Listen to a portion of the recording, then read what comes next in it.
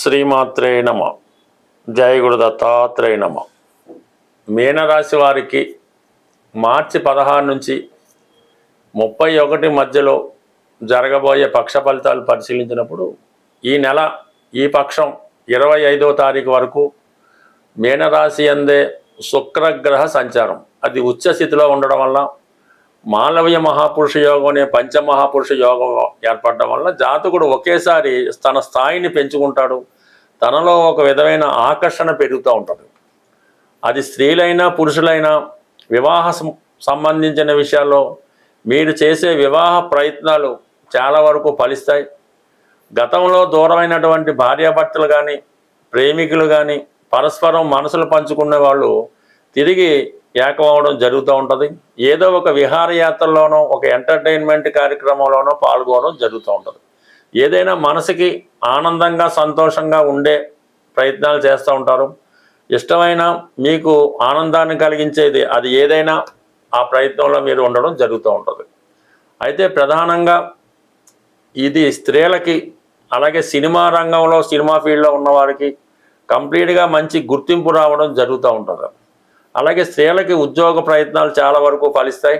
వారికి ఆదాయం పెరుగుతుంది. మీరు ఈ సమయంలో ఒక రాజకీయ పార్టీలో ప్రవేశించాలన్నా ఒక సినిమా రంగంలో ప్రవేశించాలంటే మీరు ప్రొఫెషన్ మార్చాలనుకుంటే 100% ఈ సమయంలో మార్చవచ్చు. అది స్త్రీలకైనా మగవారికైనా ఆడవారికైనా వర్తిస్తూ ఉంటుంది. అంటే మీలో అటువంటి ఆత్మవిశ్వాసం అలాగే కాన్ఫిడెన్సు అలాగే ఆకర్షణ అలాగే మీ టాలెంట్కి తగిన గుర్తింపు రావడంతో మీరు ఏ రంగంలోనైనా రాణించగలుగుతారు. ఈవెన్ కన్స్ట్రక్షన్ రియల్ ఎస్టేట్ రంగంలో ఉన్న వాళ్ళకి కూడా కంప్లీట్గా మంచి మార్కెటింగ్ స్కిల్స్ పెరగడం వల్ల మంచి ధనం అలాగే సంపాదన పెరుగుతూ ఉంటుంది. దానితో షష్టాధిపతిగా ఉన్నటువంటి రవి కూడా రాశి యందు సంచరించడం వల్ల ప్రభుత్వ రంగ సంస్థల్లో పనిచేస్తున్న వారికి ప్రమోషన్ లాంటిది అధికార హోదా లాంటిది రావడం జరుగుతూ ఉంటుంది. చాలా కాలంగా మీరు ఏదైనా ప్రభుత్వ పదవికి అది రాజకీయ పదవైనా అలాగే ఏదైనా గవర్నమెంట్ సర్వీస్లో నామినేటెడ్ పోస్ట్ అయినా ఒక సొసైటీ ప్రెసిడెంట్ అవ్వచ్చు, ఒక ఎండోమెంట్స్ డిపార్ట్మెంట్లో ఉద్యోగం అవ్వచ్చు, లేదంటే ఒక దేవాలయానికి ట్రస్టీ అవ్వచ్చు. అటువంటి గౌరవప్రదమైనటువంటి హోదా మీ పూర్వీకుల నుంచి మీకు వారసత్వంగా రావాల్సినటువంటి పదవి ఏమైనా ఉంటే అది ఈ సమయంలో లభించే అవకాశం ఉంది. సిన్సియర్గా ప్రయత్నం చేస్తే మరి ప్రస్తుతం ఉన్నటువంటి జన్మశని పక్కన పెట్టే విధంగా సంపూర్ణంగా చాలా ఉత్సాహంగా ఒక ఆనందకరమైన వాతావరణం ఈ పక్షం అంతా ఈ రాశి వారికి కనబడుతుంది. ఇంచుమించు మనకి 25వ తారీఖు మార్చి తర్వాత శుక్రుడు ధనస్థానంలో ప్రవేశిస్తాడు. అంటే ఆటోమేటిక్గా ఆదాయం పెరుగుతుంది, కుటుంబ ఆదాయం పెరుగుతుంది, కుటుంబ సభ్యుల సంఖ్య పెరుగుతుంది. ఎవరో ఒకరు అంటే ఏదైనా వివాహం ద్వారా కొత్తగా ఒక వ్యక్తి మీ కుటుంబంలో చేరడం, కుటుంబం అంతా కలిసి ఒక సందడిగా వాతావరణంగా ఉంటుంది. అయితే యాక్చువల్గా 12వ స్థానంలో ఉన్నటువంటి గ్రహాలు ధనాధిపతి వ్యయస్థితి కుజుడు, భాగ్యాధిపతి వ్యయస్థితి పుణ్య కార్యక్రమాలకి ఆధ్యాత్మిక కార్యక్రమాలకి కుటుంబ అవసరాలకి అలాగే మీ యొక్క రక్త సంబంధికులకి అన్నదమ్ములకి బహుమతులు ఇవ్వచ్చు, వారి కొరకు ఖర్చు పెట్టచ్చు, వారి యొక్క అభివృద్ధికి ఏదో ఇన్వెస్ట్ చేయొచ్చు. మొత్తం మీద స్థిరాస్తి సంబంధించిన విషయాలు ఇన్వెస్ట్ చేస్తారు. కుటుంబ ఖర్చులు విపరీతంగా వచ్చిన ఆదాయం కన్నా ఖర్చు ఎక్కువగా ఉండడం జరుగుతూ ఉంటుంది. ఇక బుధగ్రహం చతుర్థ సప్తమాధిపతిగా బుధుడు 12వ స్థానంలో పిల్లల యొక్క ఎడ్యుకేషన్ కొరకు అలాగే గృహంలో విలువైన వస్తువుల కొరకు కంప్యూటరు ఎలక్ట్రానిక్లు సెల్ ఫోన్ల కొరకు దాని కొరకు వ్యయం అవుతూ ఉంటుంది. ఇక రాహు 10 రూపాయలు కొనవలసింది 100 రూపాయలు కొనడం, 1,00,000 రూపాయల చోట 10 లక్షలు ఖర్చు పెట్టడం, స్థాయిని మించిన ఖర్చు పెట్టించేస్తుంటాడు.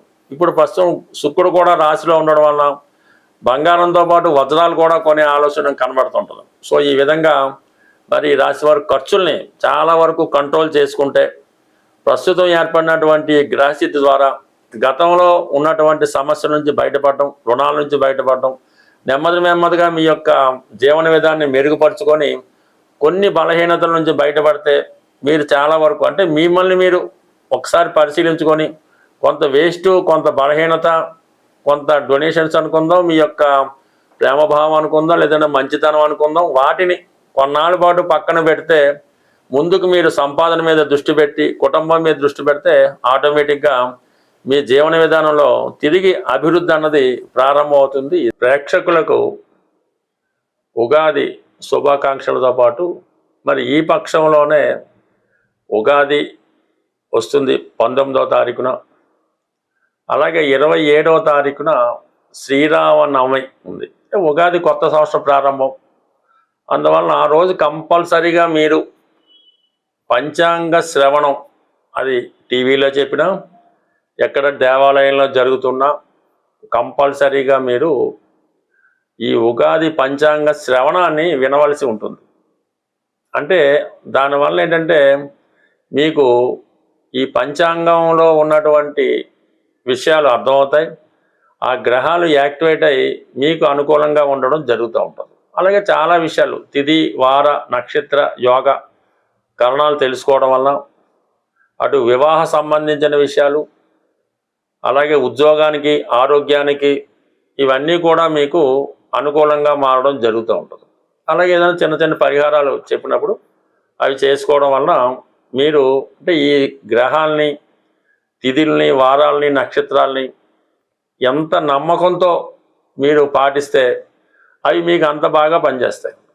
ఉదాహరణకి ఏదో ఈరోజు ఆదివారం రోజు చాలా నియమంగా ఉండాలి, సూర్య నమస్కారం చేసుకోవాలి, దానివల్ల మనకి మంచి ఆరోగ్యం వస్తుందని నమ్మకంతో చేస్తే ఆ ఫలితం మీకు 100% వస్తుంది. అలాగే ఈరోజు ఏకాదశి, ఈ ఏకాదశి రోజు మనం నియమంగా ఉండాలి, ఆ నమ్మకంతో చేస్తేనే ఆ ఫలితం వస్తుంది. ఏదో పెద్దవాళ్ళు చేయమన్నారంటే రాదు. అంటే ఈ నమ్మకం అంతా మీకు ఈ పంచాంగం వినడం వల్ల రావడం జరుగుతూ ఉంటుంది. సో అలాగే మరి ఇదే పక్షంలో వస్తున్నటువంటి శ్రీరామనవమి, అదే రోజు కళ్యాణం జరుగుతూ ఉంటుంది.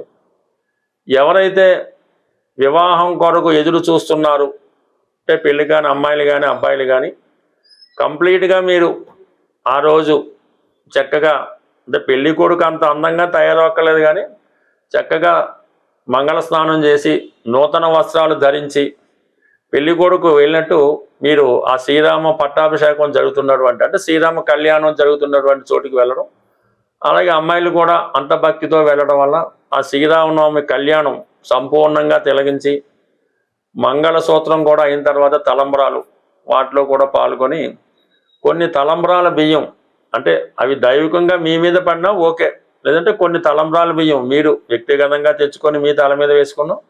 పెద్దవాళ్ళు ఎవరైనా ఆ తలంబ్రాల బియ్యాన్ని తీసుకొచ్చి మీ పెళ్లి కాని పిల్లల మీద వేయటం వల్ల వారికి తొందరగా వివాహం అన్నది 100కి 100 జరిగే అవకాశం ఉంది. మరి అంత కళ్యాణం స్వయంగా పాల్గొలేని వారు భద్రాచలం సీతారాముల కళ్యాణం ప్రత్యక్ష ప్రసారం ఓపికగా కూర్చొని కంప్లీట్గా తిలకించి ఈ విధంగా మీరు ఆ అనుభవాన్ని పొందడం వల్ల అంటే ఆ కళ్యాణం మీకే జరుగుతుంది అన్న విధంగా మీరు భావన చేసుకుంటే 100% మీకు ఆ శుభం జరిగే అవకాశం ఉంటుంది. అది కేవలం పెళ్లి కాని అమ్మాయిలే అబ్బాయిలే కాకుండా వివాహపరంగా సమస్యలు ఎదుర్కొంటున్నవారు, భార్యాభర్తలు దూరంగా ఉండి అనేక రకాల ప్రాబ్లమ్స్తో ఉన్నవారు కూడా ఇది చక్కగా తిరిగి మళ్ళా జీవితం వసంతం నింపుకొని తిరిగి కళ్యాణ గడియలు అంటే సంతోషకరమైన గడియలు జరిగే అవకాశం ఉంటుంది. ఇదే సమయంలో మీకు ఇంకొక చక్కని పరిహారం ఏంటంటే ఎవరైతే ఉద్యోగం రాక నిరుద్యోగ సమస్యతో ఎదురవుతున్నారో వాళ్ళు ఈ శ్రీరామ పట్టాభిషేకం ఫోటో పెట్టుకొని మీరు చక్కగా ఒక ఇంట్లో ఏవైతే ఆహార పదార్థాలు వండుకుంటారో వాటితో పాటు చక్కగా వంకాయ కూర, ఒక మంచి శ్రేష్టమైన వంకాయలు తెచ్చి వంకాయతో కూర తయారు చేయించి ఆ వంకాయ కూరతో కూడిన నైవేద్యాన్ని ఈ భరతుడికి పెట్టినట్టుగా మీరు భావించాలి. అంటే మిగతా వాళ్ళు కూడా పెట్టచ్చు, ఈ భరతుడికి ఈ వంకాయ కూరతో కూడిన అన్నాన్ని నైవేద్యంగా పెట్టి ఆ భరతుడిని మీరు ప్రార్థించడం వల్ల ఈ భరతుడి యొక్క అనుగ్రహం పొందడం వల్ల తొందరగా ఉద్యోగం వచ్చే అవకాశం ఉంది. పెద్ద మంత్రం ఏమి అక్కర్లేదు, మీరు భరతుడిని మనసులో ధ్యానించి మీరు ఉద్యోగం కోరుకుంటే ఆ ఉద్యోగం 100% లభించే అవకాశం ఉంది. లేని పక్షంలో ఈ వంకాయ కూర చక్కగా వండి ఆవుకి పెట్టడం వల్ల కూడా నిరుద్యోగ సమస్య నుంచి బయటపడే అవకాశం ఉంది. అయితే ఇది చాలా నమ్మకంతో చేయవలసి ఉంటుంది. స్వస్తి. అలాగే మరొక చిన్న విన్నపం ఏంటంటే మన హైదరాబాదులో ఈ మార్చి నెల 29వ తారీఖున ఒక జ్యోతిష్య మహాసభ జరగబోతుంది. దాన్ని సెమినార్ అని కూడా అంటారు. అది హైదరాబాద్లో సుందరయ్య విజ్ఞాన కేంద్రం బాగలింగపల్లిలో ఉంటుంది.